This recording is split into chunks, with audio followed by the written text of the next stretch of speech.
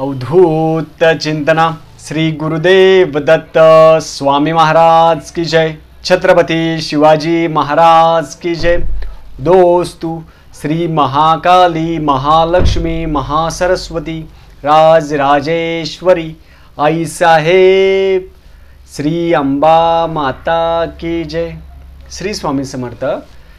आज मी आपल्याला आपली कुलदेवता, कुलदैवत, इष्टदेवता आणि पितृसेवा ह्या चारही विषयावर माहिती सांगण्याचा प्रयत्न करतो आणि कुलाचार, कुलधर्म कसा करावा, का बरं करावा त्याच्याबद्दल आज माहिती सांगण्याचा प्रयत्न करतो। आपण चॅनलवर पहिल्यांदा आला असेल तर अवश्य सबस्क्राईब करा, म्हणजे येणारे नवीन व्हिडिओ श्री स्वामी समर्थ महाराजांचे गुरुचरित्राची याची माहिती आपल्याला पूर्ण भेटेल। कुलधर्म आणि कुलाचार, कुलाचार हा खूप आपल्या हिंदू परंपरेमध्ये, हिंदू संस्कृतीमध्ये कुलाचाराला खूप महत्त्व आहे। कुलाचारामध्ये आपण सगळ्यात अगोदर आपल्या घरामध्ये आपली देवी कोणती आहे, आपली कुलदेवता, कुलदैवत कोणते आहे हे सगळ्यात पहिले आपण बघून घ्यावे। कारण की जेव्हा अक्कलकोटचे श्री स्वामी समर्थ महाराज जेव्हा अक्कलकोटमध्ये गेले होते ते सगळ्यात पहिले खंडोबाच्या मंदिरात गेले होते आणि तिथे त्यांनी दर्शन घेतलं। तसंच शिर्डीचे साईबाबा ते पण पहिल्यांदा शिर्डीत पाय ठेवल्यानंतर ते कुठे गेले होते, खंडोबाच्या मंदिरात, आणि तिथलच्या भक्तांनी त्यांना काय म्हटलं होतं, आओ साई, त्यांना तिथं नाव दिलं होतं। खंडोबाचं जे कुलदैवत आहे, पूर्ण महाराष्ट्रवासियांचं जे कुलदैवत आहे ते खंडोबा आहे।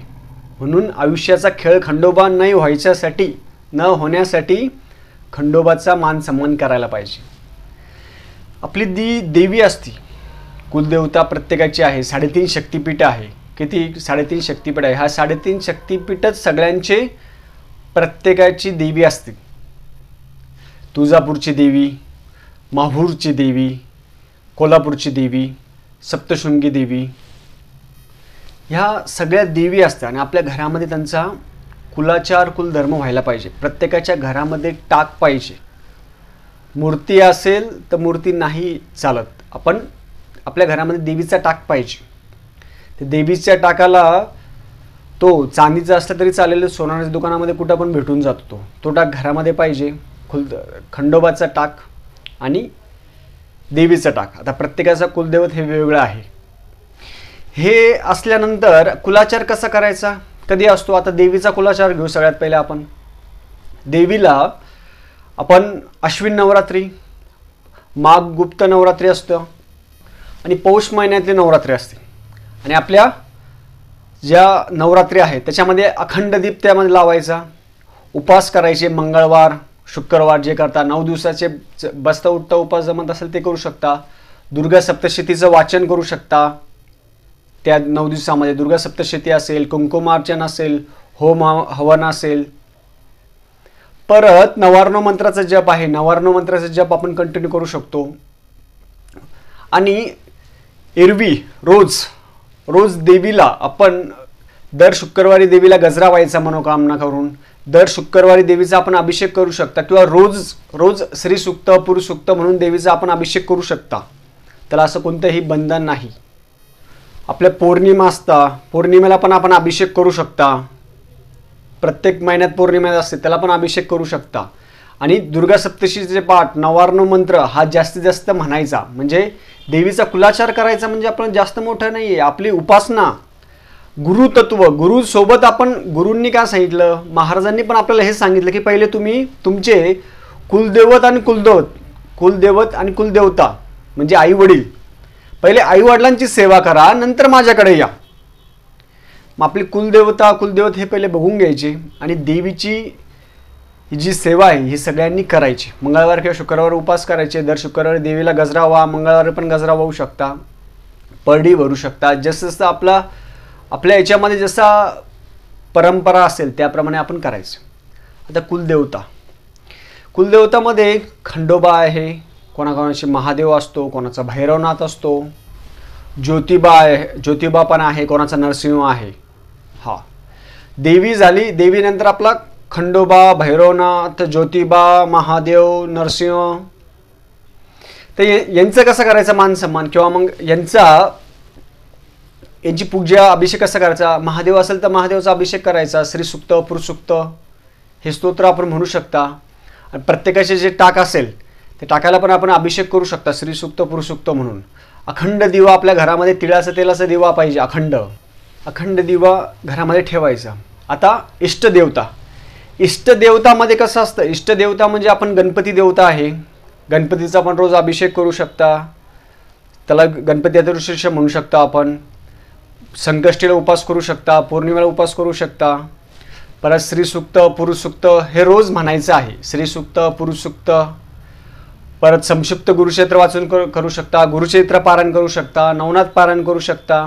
इष्टदेवता म्हणजे गुरूंचं पण करू शकता. श्री स्वामी समर्थ महाराजांचा जप अखंड करू शकता. संक्षिप्त गुरुचरित्र वाचून करू शकता.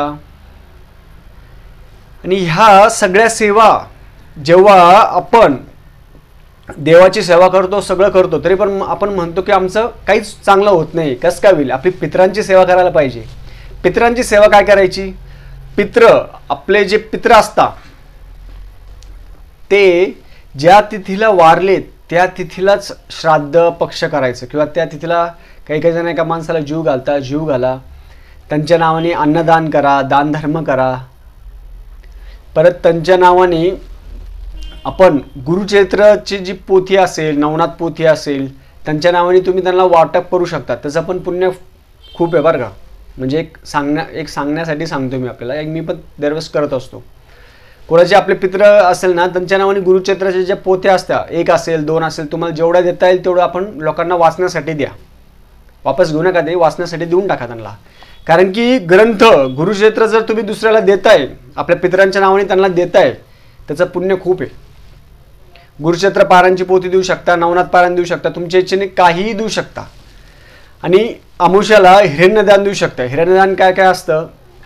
हिरण्यदानामध्ये आपण जानवं, दूध, पेढे, दक्षिणा, जानवं संकल्प करायचा. हातामध्ये पाणी घ्यायचं, अक्षता घ्यायचा आणि आपल्या पितरांचं नाव घ्यायचं आणि म्हणायचं माझ्या पितरांना सगळ्यांना सद्गती लाभण्यासाठी मी हिरण्यदान करत आहे. 12 अमावस्या किंवा 36 अमावस्यापर्यंत करायचं. दर अमावस्याला ब्राह्मणाला शिदा, दक्षिणा हे द्यायचं. तरी पण आपले भरपूर कामं होत असतात. कुलदेवतेला आणि आपली कुलदेवता आहे त्याला वर्षातून 1 वेळा किंवा वर्षातून 2 वेळा तरी जायचं. तिथं 11 अलंकार घेऊन जायचे. 11 अलंकारामध्ये काय काय असतं. देवीचे विरोधे, जोडवे, खेळणा पळणा, मणिमंगळसूत्र हे देवीचे पूर्ण अलंकार. 5 फळं, पूर्णाचा नैवेद्य हे सगळ्या गोष्टी घेऊन जायच्या. ह्या सगळ्या ताटलीमध्ये घेतल्यानंतर तिथं जायचं. देवीचा अभिषेक करायचा. आपला घरचा टाक घेऊन जायचा. तो टाक तिथं ठेवायचा. अभिषेक करायचा. घरी आल्यानंतर एक सवाष्ण कुमारिका जीव घालायची. आणि सवाष्ण कुमारिका जीव घातल्यानंतर मग आपला जो कुलाचार आहे तो पूर्ण होतो. तसंच आपण खंडोबाला जाऊ शकता, नरसिंहला जाऊ शकता, महादेवाला जाऊ शकता. आपलं जसं आहे इष्ट. खंडोबाला जरी जायचं असेल तर 1.25 मीटरचा पिवळा कपडा घेऊन जायचा. भरीत भाकरी जेवढं आपल्याला नेता येईल ते घेऊन जायचं. रोडगा आहे तो पण दाखवू शकता.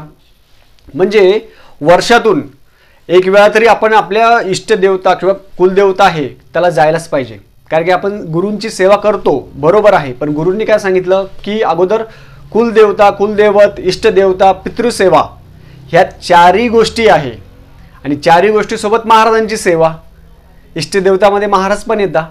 म्हणजे आपण सगळ्या बाजूने जर केलं तर आपल्या आयुष्यामध्ये कधीही आपले जे प्रॉब्लेम आहे, लग्न, जॉब, संतान न होणं, सगळा पैसा असतो पण घरामध्ये वादविवाद, भांडणं, घटस्फोटचे प्रमाण, नवरा बायकोचं न पटणं, घरामध्ये वादविवाद, प्रत्येक गोष्ट वेगळी असती घरामध्ये. आणि आपण जर वेगळं राहत असेल तरी पण आपण देवीचा टाक हा वेगळा आपण घेऊ शकता. काही प्रॉब्लेम नाही. देवीला पूर्णवर्णाचा जो नैवेद्य आपण जसं कराल, जसं तुम्हाला जमेल त्याप्रमाणे करा. देवीला दर शुक्रवारी गजरा तरी व्हायचा आणि तेल आपण अखंड दिवा आहे तो देवीला ठेवायचा. बस आपलं दुर्गा सप्तशतीचे रोज 2-2 अध्याय वाचले तरी पण खूप छान आहे. झालेली सेवा मी महाराजांच्या रुजू करतो. श्री स्वामी समर्थ. आणि आतापर्यंत कोणी जर कुलदेवाचा कुलाचार करत नसेल तर या पद्धतीने कुलाचार अवश्य करावा. आणि कुलाचार केल्याने आपल्या आयुष्यामध्ये भरभराटच होत असते. देवीचा आशीर्वाद, देवताचा आशीर्वाद आपल्याला भेटत असतो आणि महाराज आपल्या पाठीशी तेच असतात. झालेली सेवा मी महाराजांच्या रुजू करतो. श्री स्वामी समर्थ.